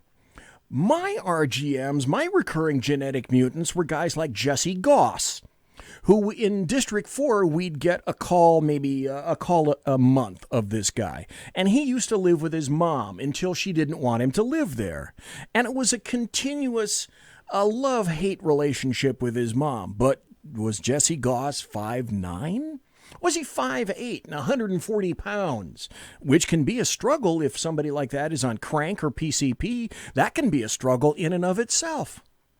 Jesse Goss was 6'6" and weighed close to 400 pounds. Now, at the time when I was in District 4, I was in really good shape. Myself and another deputy named Steve Haybecker, we could both bench over 300 pounds. We were kind of the street monsters of the era. But even then, we hated to have to go see Jesse Goss. Because Jesse, it was a bi-directional day with Jesse Goss. It was either going to be a good call where you caught the happy Jesse that might have been on his meds, maybe not, or you caught the bad Jesse who wasn't on his meds, and that's why he was fighting with his mom in the first place. And I can remember having to go round and round with Jesse Goss to try to sweet talk him out of his house because his mom had called, and get him to go nicely and sit in the back of the car. He barely fit in the back of the car. He'd have to sit sideways. I couldn't cuff his hands behind his back because even with 2 cuffs, and I used to have 2 types of peerless cuffed. I had the pivot cuffs and I had the hinged peerless cuffs. And even if I connected 2 kinds of cuffs together and put him in my back seat, I couldn't put him behind his arms because 2 cuffs.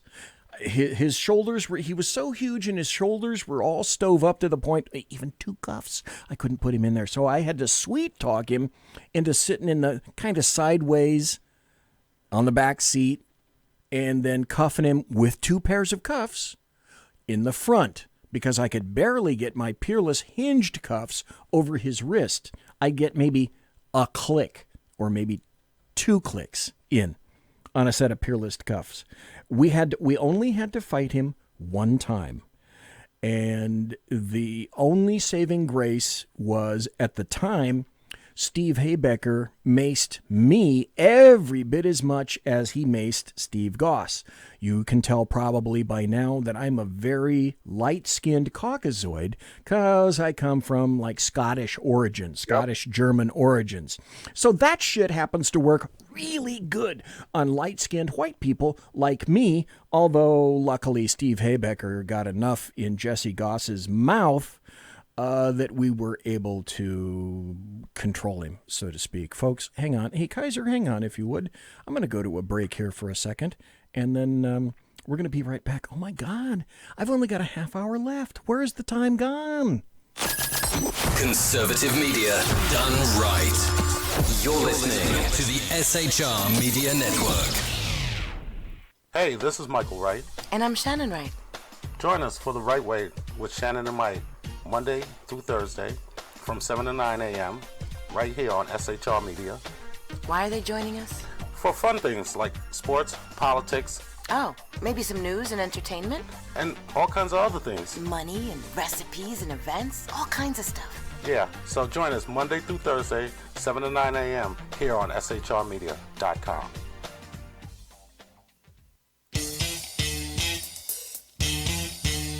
From a public locker inside a dilapidated Long Island rail station comes a show designed to piss off liberals using truth, facts, and ridicule. The Lid Radio Show, featuring the conservative voice from the People's Republic of New York, the Lid himself, Jeff Dunitz. Tune in every Wednesday at 2 p.m. Eastern, 11 a.m. Pacific on the SHR Media Network. Go to shrmedia.com. At Lid Radio, we fight for the truth, justice, and a good kosher T-bone. If you don't listen, Hillary Clinton might sneak into your bedroom in her housecoat late at night and blame you for her election loss. It's the Lid Radio Show with Jeff Dunitz.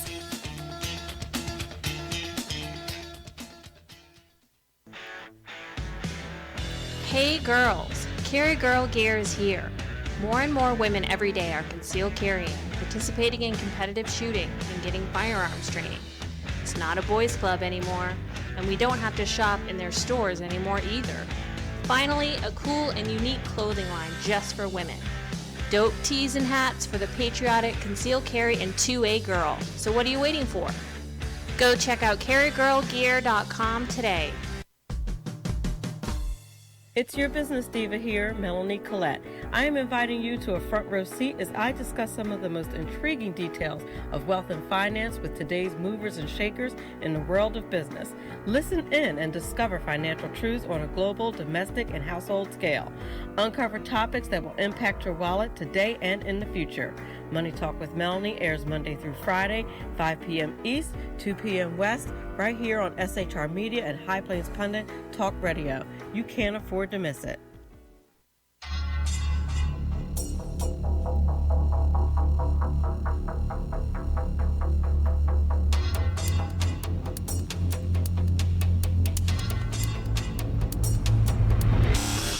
The new show on the SHR Media Network, Sackheads Against Tyranny.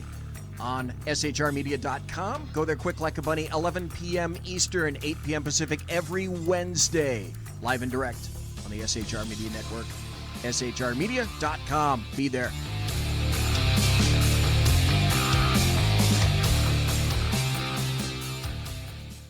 For 50 years, I've seen the American people blinded by corrupt politicians, a lapdog media, and deceptive Islam. The one thing the elites fear is one man with a cane. I'm Dave Milner. Join me through Spreaker, iTunes, and SoundCloud, through SHR Media and the Western Free Radio Network, for half a century of experienced perspective on political and social issues, weekly on The Unpleasant Blind Guy. And catch me on Jeff Mitchell's EDL Radio on blogtalkradio.com. There's no surrender, ever. Because truth is not always pleasant. Broadcasting behind enemy lines in occupied California, a mere 2 miles from the state capitol, the bloviating Zeppelin's Berserk Bobcat Saloon radio show can be heard every Tuesday and Thursday night at 8 p.m. Pacific and 11 p.m. Eastern, only on the SHR Media Network. Go to shrmedia.com to listen. You can also watch on the SHR Media Facebook page and the SHR Media YouTube channel. No goldfish were abused in the making of this ad. Conservative media done right. You're listening to the SHR Media Network. Ladies and gentlemen, boys and girls, children of all ages, thanks for listening to the bloviating Zeppelin's Berserk Bobcat Saloon radio show, live and direct from the SHR Media Studios, where I am broadcasting behind enemy lines in occupied California. I am in a studio that is 2 miles east of the Bill Mill, the locus of evil on the entire left coast. The Capitol building in Sacramento, Fornicalia at 10th and L Street, where late at night, when I exit that door over there, I'll hear the wails and the moans of the death of common sense, because there is no such thing anymore in that building. And I also will smell the noxious stench of brimstone and sulfur and evil emanating from the Capitol building in California. And if you can imagine something stupid, well, yeah, it's going to come out of that building in Sacramento, Fornicalia. Now, I've got Kaiser Schuff on the line right now. I want to read this article, Kaiser, and then I'd like to have you weigh in on it. It's from NBCnews.com. The top was, Supreme Court census decision could hand control of the Electoral College to Republicans. I'm curious how they think that's going to happen. The subtitle is, Hundreds of billions of dollars of federal funding hang in the balance, as well as the outcome of many federal elections from 2022 to 2030. The Supreme Court appears poised to hand Republicans an enormous victory this term. The balance of power in Congress in the winter of the next presidential election could be indirectly decided by the Supreme Court's ruling in this case. The legal question in the case United States Department of Commerce versus New York. Stop. Just want to give you a little hint. So I'm kind of bigfooting my own show. Next Thursday, good God, I'm going to get his attention, I swear. And he said that he's going to be here. I hope to have constitutional scholar Michael Jones on the show. We've tried 3 times, and 3 times it was a miss. Last Thursday, the reason I didn't get him is because his cell phone died. So with luck, I'm going to have him here this Thursday, and we're going to talk about this case. United States Department of Commerce versus New York. I'm going to ask him about this. It hinges on whether the Department of Commerce charged with administering the census can ask respondents whether or not they are U.S. citizens in the census questionnaire. The census counts the number of people who live in our country over 10 years. It determines how much federal funding, how many members of Congress, and how many electors to the Electoral College are allocated to each district in the nation. Perhaps the 2 most important things states can get from the federal government are money and people, representatives and electors, and the census determines both. Okay, but she writes, the person in this article, but can the Department of Commerce, which is charged with administering the census, ask people whether or not they are U.S. citizens? We previously, now this is interesting, the author admits this is true, and I know for a fact that this is true. We previously did ask this question on the census, but we have not asked all U.S. households since 1950. So then she goes into the legal background, the enumeration clause of the U.S. Constitution, the Census Act, the Secretary of Commerce having broad authority to administer the census. The Department of Commerce claims that citizenship information is needed to help enforce the Federal Voting Rights Act. So stop right there. Kaiser, doesn't that tell you all you need to know that leftists are objecting to this question in the census in terms of, if you're in this household, are you legal or illegal? What they're saying is that, that means that ICE is going to send people to your doorstep. That's not true. They don't have enough people to handle a fraction of what's occurring right now.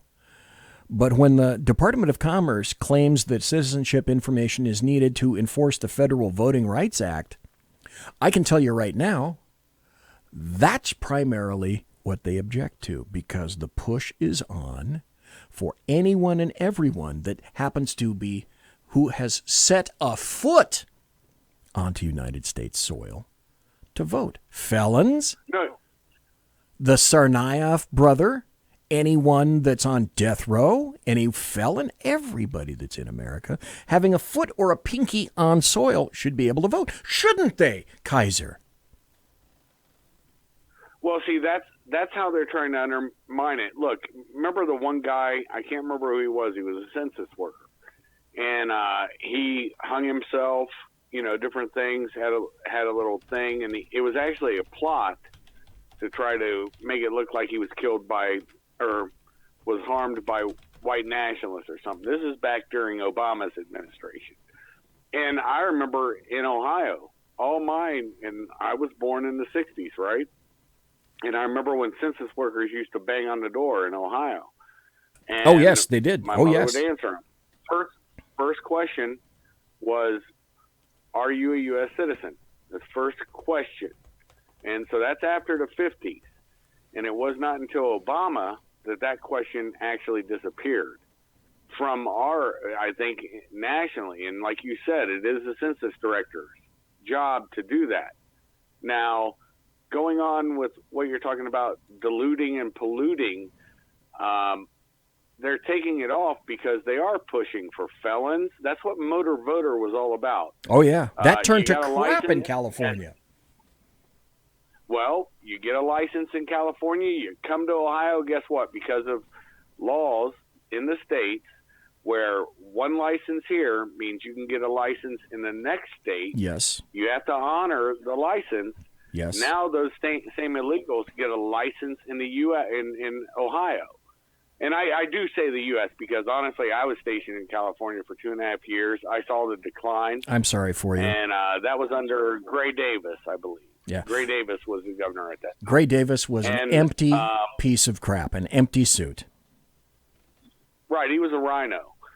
But still, it's the best thing you've had. I mean, Schwarzenegger, while I had hope, as him being an actual legal immigrant, I thought he would actually fix it. But, whatever. He didn't do whatever. He was stupid in the maid who was Guatemalan. I'll tell you the story about Arnold Schwarzenegger sometime, but there's a lot more to it than that. Hey, by the way, before you go on, I found this, and I want to tell you what I found. You were talking about the guy that was killed, that was the census worker. Okay, I found it. It comes from 2009. Census worker Bill Sparkman found dead with Fed scrawled on his chest. Now, it was in Kentucky. A Kentucky census worker found naked, bound with duct tape, and hanging from a tree with Fed scrawled on his chest. This is what happened. He killed himself but staged his death to look like a homicide, authorities said Tuesday. He was 51. He was found September 12th near a cemetery in a heavily wooded area in southeastern Kentucky. The man who found the body in the Daniel Boone National Forest said Sparkman was also gagged and had an identification badge taped to his neck.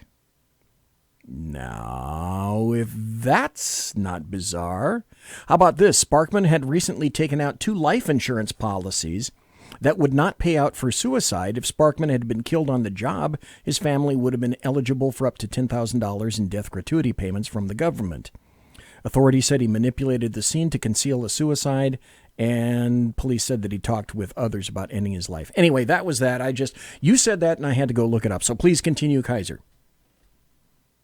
Right. No, I'm not going to tell you untruths. I know thought that. he died, but I didn't want to say he died. I knew he staged it. Anyways, but my point being is, since that time, I have noticed, and I did happen to work for Immigration and Customs. Right. And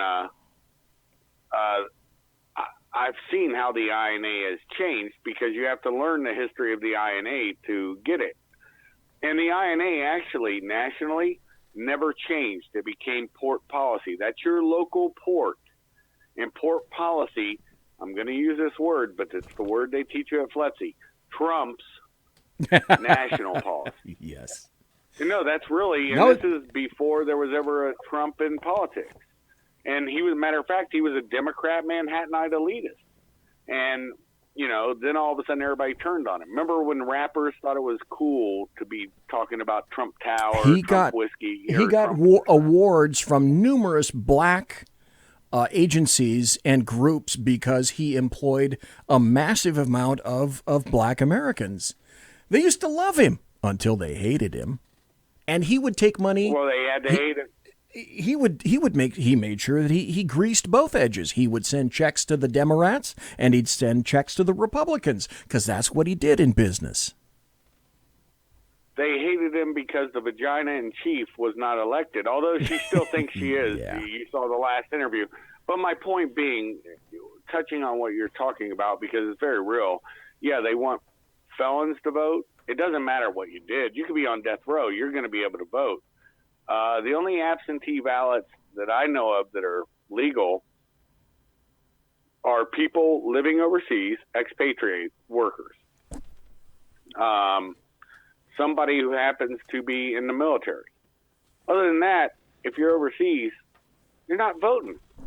You know, if you decided to give up there's a lot of nuance to it, but yeah, it's been a loosening of all of the norms that we had in America, and it's actually deflavored America. I mean, there's stories I could have told that were even worse than the ones I did, but because it's your show, I won't do that. I probably will on my show one time. Hopefully it'll be with you and Alan on it. I'd We love can that. talk real cop stories, but I'd love to have you both on, honestly. But we just got to find a time to do it. But the more important part is you're exactly right. This is nothing more than normalizing the abnormal, and the normal is being vilified. You know, if you call this, okay, this is probably going to sound off color, but it's honestly not. It's a colloquialism that's used here in Ohio.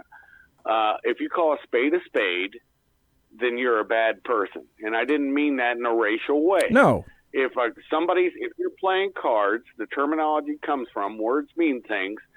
If you throw down a spade, he threw down a spade. Okay, that's a spade. If he throws down a heart, it's a heart. If it's a club, it's a club. It's a diamond, it's a diamond.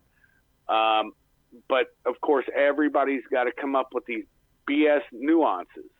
And it's about cucking America.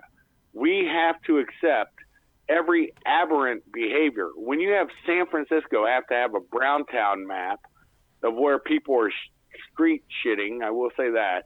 I don't think that's a problem on your show. No. If you're street shitting, and it's normal in all third world nations. So what has happened to California where you guys allow it lovingly? Guess what? And honestly, my advice to all Californians, get the hell out. If you're normal, get the hell out. I don't care your color. Find another state, get out, and let California go the way of the third world, because I hate to dismiss that state unless you're willing to stand and fall, because you're not going to be rescued by the federal government, because Oh, no. You should your not. governor won't allow.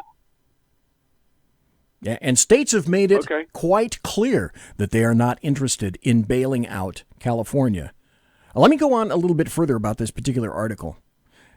Here's the crux of the biscuit with regard to why leftists believe that if you ask the question about legality, are you an illegal individual in your family, in your household, this is what they completely object to.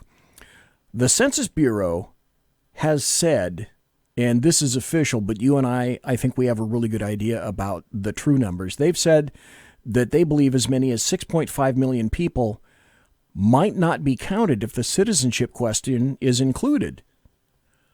Okay, folks, do you really think there are as few as 6.5 million people?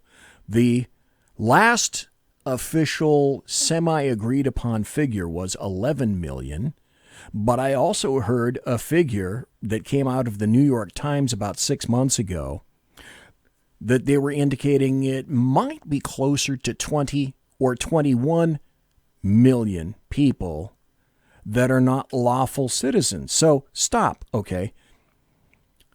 The census says 6.5 million people may not be counted if the citizen question is included. At this point, my understanding is that it is going to be included.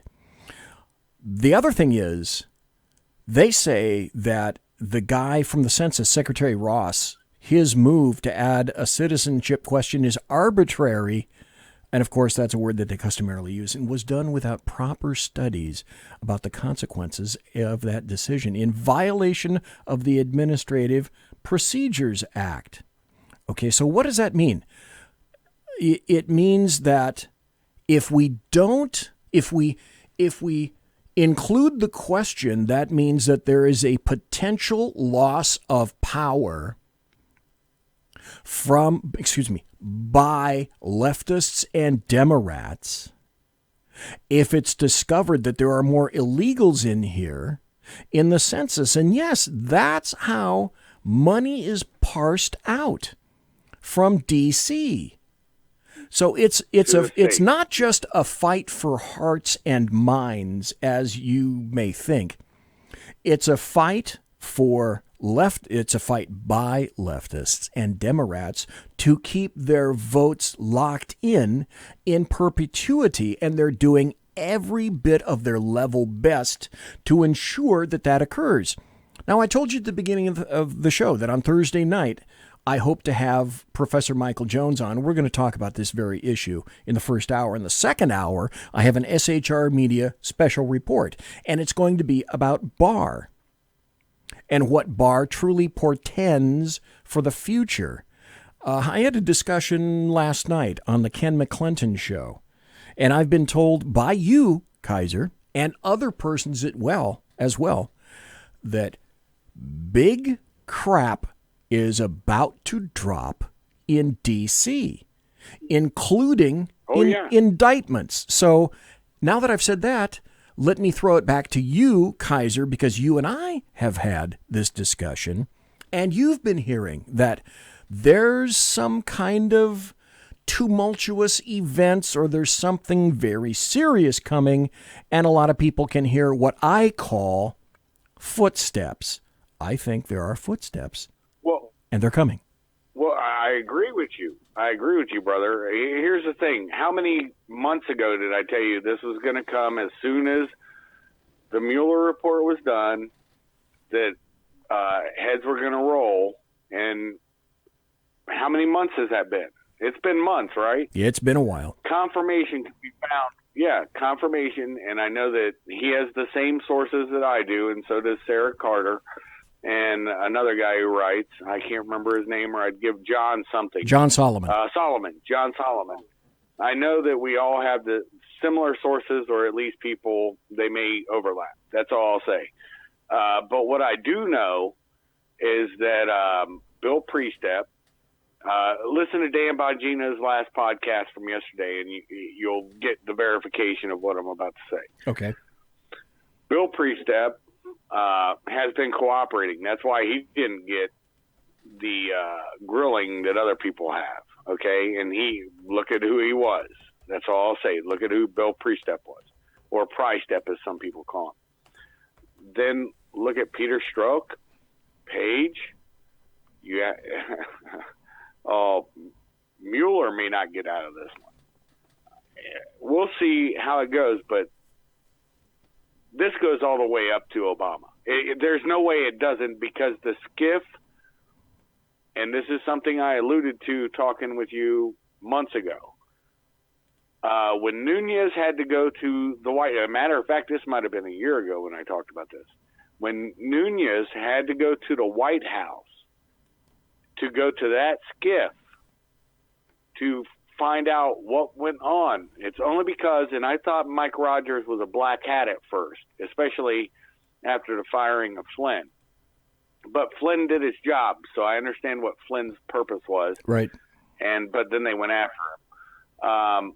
But Mike Rogers is the reason that Nunez knew where to go, what skiff to go to, and find it. Because it was an audit by Rogers that found out, hey, this stuff is moving in weird ways. And it went mostly through state. But still, that's NSA. NSA tracks everything, folks. This is the thing, man. I'm telling you guys, I use my social media. You see how I use it. I show the truth. But I also throw a lot of BS. Because this is all data mining. All of social media. We're using it now. We use it on YouTube, Facebook, Instagram.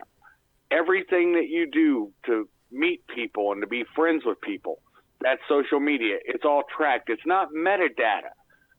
Look, when you got Prism's thing, this is the thing. I despise the way the guy did it because he ran to Russia. He should have taken his medicine and stayed here. That's honor. I have more respect for Chelsea Manning than I do for him, okay?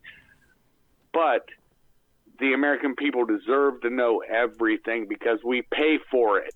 If we're paying for our own spying, and that's something Mike Rogers had a big problem with, look, the NSA's job is to spy on other countries. That's their microphones are turned away.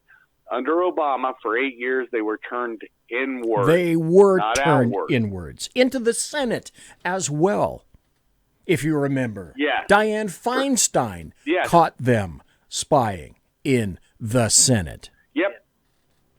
And she said nothing because she was co-opted because she had a Chinese spy as a driver. Look, folks, I mean, I've been saying this, well, BZ, since we've known each other, and Alan knows for a longer time. I do try to get stuff out. I have to parse words a lot of times, but this stuff's coming out and it's been written about, so I can talk about it publicly. But you know, Alan knows, everybody knows that knows me, I've been talking about this for years. This is not a one-up. It's not accident. I kind of know stuff. And so basically what you were saying is, as far as you were concerned, Assange wasn't wrong in doing what he did. No, not Assange. No, PRISM was done by the guy who ran to Russia. I'm trying to remember his name now. He worked for NSA. He lived in Hawaii. Oh my God. Okay. They made a movie about him. I can't think of his name now, but anyways, he's a piece of garbage. Are you talking about the snowman and the Falcon? He ran. No. No. Snowden. Okay. I'm glad you said Snowman and Falcon. Edward Snowden. Yeah. Edward Snowden. Okay. Edward Snowden. Yeah. But PRISM, all they do is rename it. Look, I've been through the cycles where it was Carnivore, everything before then, and then we got up to PRISM, and that's echelons above reality classified.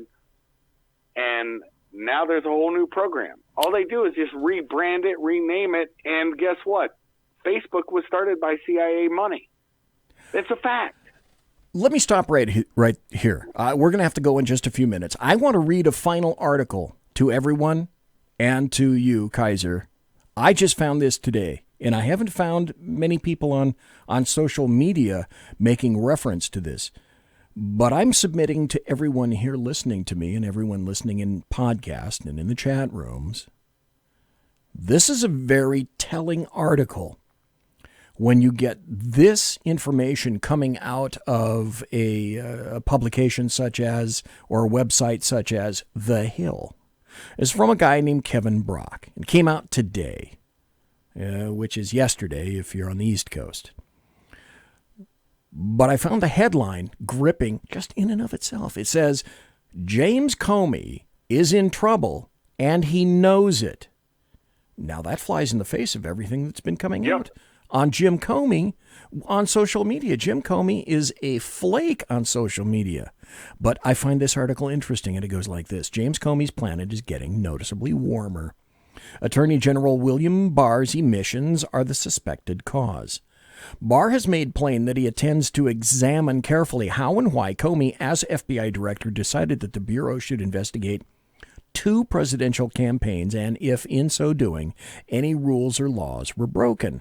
In light of this, the fired former FBI director apparently has decided that photos of him on Twitter standing amid tall trees and in the middle of empty country roads acting all metaphysical is no longer a sufficient strategy. No.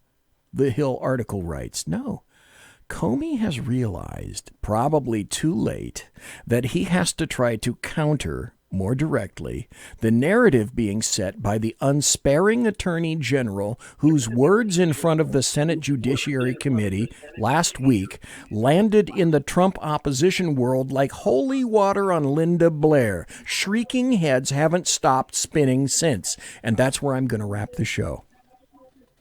Same with Brennan, same with Clapper. They're on the attack now because they are cornered and they know it. They are. They are rats on a sinking ship.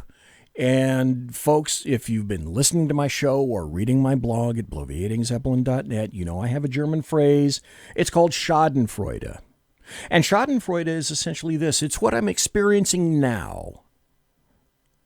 And that's Schadenfreude is basically sitting on the banks of the river and watching the bodies of your dead enemy float languidly by, and knowing that, they're not around anymore. Monsieur! I can walk!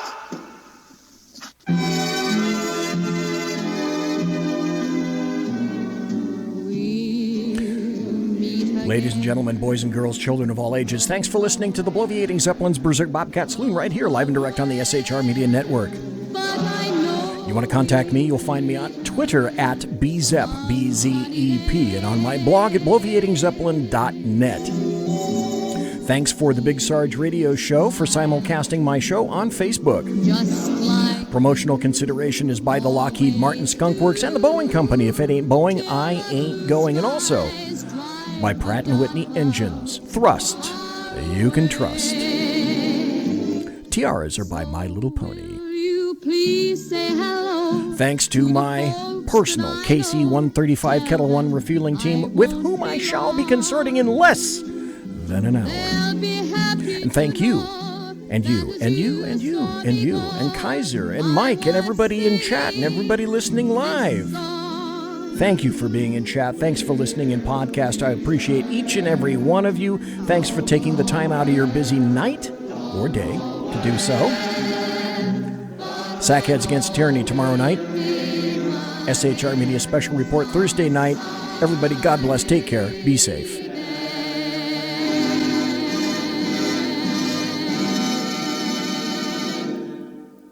Everybody quiet down now and get some sleep. Night, everybody. Good night, Mama. Good night, Ben. Good night, everyone. Good night, Mama. Good night, Daddy. Good night, children. Good night, Daddy. Good night, Elizabeth. Good night, John Boy. Good night, Jim Bob. Good night, Jim Bob. Good night, Jim Bob. What's going on? I was asleep. What's everybody doing? Good night, Good night, Jim Bob.